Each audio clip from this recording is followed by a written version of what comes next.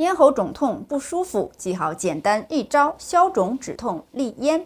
别再花钱乱买药了。这个药有经验的医生都知道，因为价格便宜，很多药店呢都不会主动推荐。如果你的喉咙总是不舒服，一开始感觉痒，有异物感，没过几天呢就开始咽干、咽痛、发热、口臭，还总是爱咳嗽，咳的时候呢嗓子火辣辣的疼，或是有其慢性咽炎导致嗓子干痒肿痛、吞咽困难。想要调理这些问题，记好一个小药丸——咽利爽口含滴丸，具有消肿止痛、清利咽喉、疏风散热的作用。小到咽干、咽痛、咽黏膜红肿、口臭，大到急性咽炎、慢性咽炎急性发作，都可以对症用它。